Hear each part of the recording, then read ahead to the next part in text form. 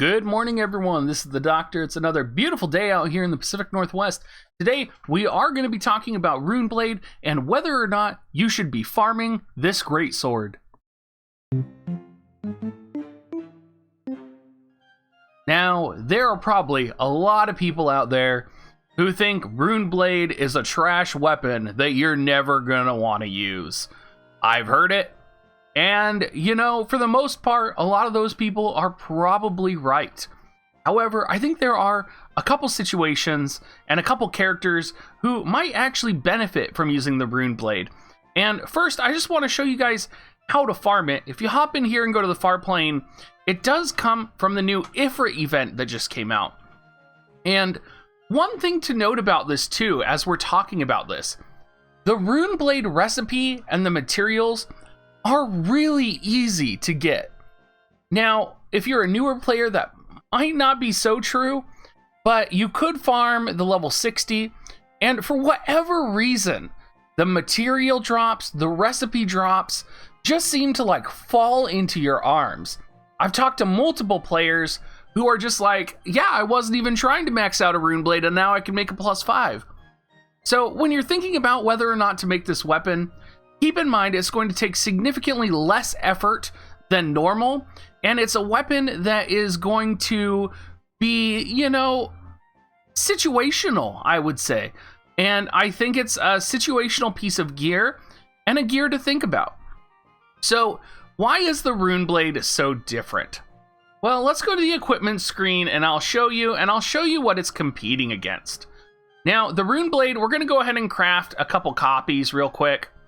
The Runeblade is one of those weapons that is actually a defensive weapon.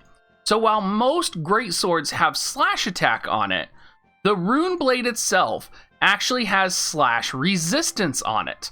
And there's never been a weapon that's come out like this, and it seems to be a common theme right now, is people would really want a slash resistance sword, but they're not too excited about a slash resistance greatsword.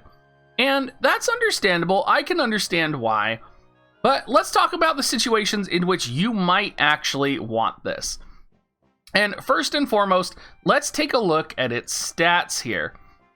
So the Runeblade +1 gives slash attack resistance. Assault is going to be the most common form you're going to see it in.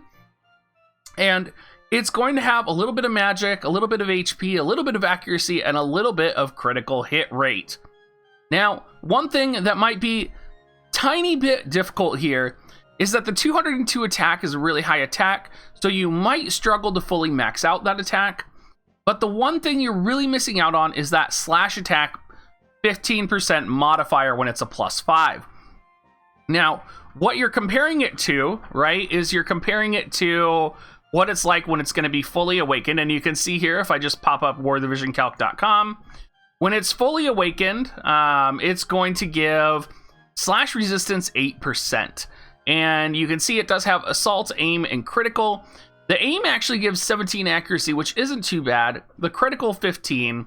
But honestly, I think you're most likely going to want to keep it at assault, and that's probably where you're going to want to stay. Now, what the Runeblade is competing against is of course going to be the Golden Sword, or the Golden Blade. Now, I of course have a Golden Blade +5 for assault, and you can see it has 212 attack, 10 magic, 37 HP, and slash attack up 15.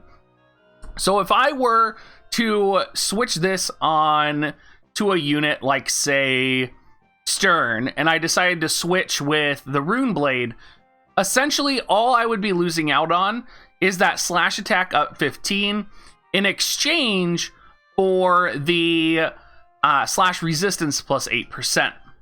So another question we have to ask ourselves is, how important is slash resistance? And I think for the majority of characters, it's not that important because most of them are already going to be equipping either heavy armor or some other type of equipment that's going to give defense up and slash resistance up. However, there are a couple characters where this might be really powerful and it might really support you. Some really important builds that people have been talking about are talking about using the Rune Blade for characters like Uldoa, or characters that are going to be using like double accessories, or potentially that are going to be equipping different pieces of armor. And with all the different pieces of gear that are coming out right now, it's really easy to see where the Rune Blade might shine. And we'll just go to Stern, for example, here. Go to his favorite equipment. And of course, with Stern, you know, you're like, oh yeah, Stern's going to get the Golden Blade. That's what's going to happen here. And then you see he has a whole lot of different options for equipment. But there's one piece of equipment here that almost everybody has, right? And that's going to be, well, golden armor, obviously. But notice that golden armor gives the same amount of slash resistance as the Rune Blade. And I could run something like Armor of Light and run the Rune Blade, and then I would have 8% slash resistance and 8% magic resistance. So since everybody is going to have Armor of Light, it's going to be a very solid choice potentially to maybe pair it with Armor of Light. It's one of those situations where you really have to decide what's more important to you, dealing damage or surviving. Another situation where surviving might be more of a question for greatsword users is going to be with Drain Force builds. Now, this could be with Stern, this could be with potentially Uldoa as well, and you might be in a situation where you want to equip Armor of Light, or you want to equip something like that on Stern, and you want him to have the highest amount of HP, but also the highest amount of survivability as well. So that's a situation in which the Rune Blade or the Rune Blade could actually be very viable. And the same with Uldoa here, right? Uldoa can equip all of these, but if you're wanting to go for a drain HP build and you're going to be equipping, you know, some, like let's say you're going to be equipping Uldoa's TMR, for example, you're going to be in a situation where, you know, all of a sudden, because you are equipping, you know, an accessory that's going to give accuracy up, critical hit rate up, you're kind of asking yourself, am I going to have spirit resistance in a world where there's a lot of spirit? Am I going to have slashing resistance? And this is going to be another situation where you might want to put the Armor of Light and the Rune Blade. And your goal, right? Because whether you're wearing a Golden Blade or you're wearing a Rune Blade, you're still going to deal the same amount of damage with a Drain Force build, right? So there's situations where the Rune Blade is actually going to be a better piece of equipment, not only for the combination of resistances, but because the slash attack is going to be useless.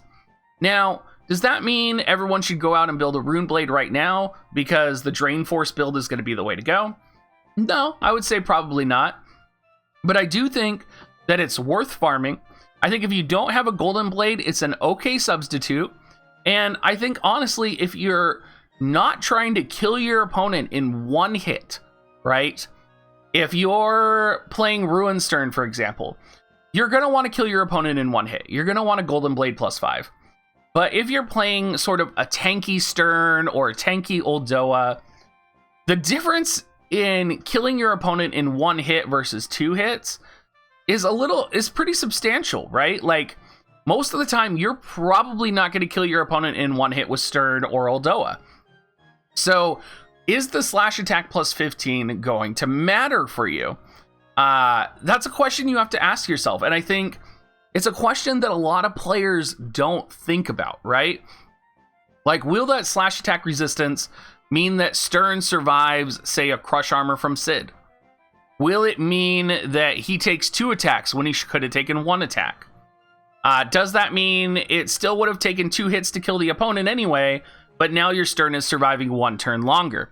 These are questions that people don't ask themselves when they're building their compositions and building their teams, and they're questions that they should be asking themselves when they're thinking about what piece of equipment is going to be good and what piece of gear they should be building. I think the Rune Blade is something that you should have in your toolkit and you should have ready. I think it's something that's going to pair with a variety of gears, And I think it's something where when you need it the most and you don't have it, you're going to wish you had it. It's an easy farm. You can do it within literally a day like I did. You probably have a lot of the materials sitting around. Go in there, get the recipes, just get it done, guys. It's a simple, flexible piece of gear that you can add to your toolkit. What are you going to do? Go build another Golden Blade +5? I mean, you could, but who knows when that event's coming back, right? So just get in there. Just get in there and do it, everyone. And have a great rest of your day, guys.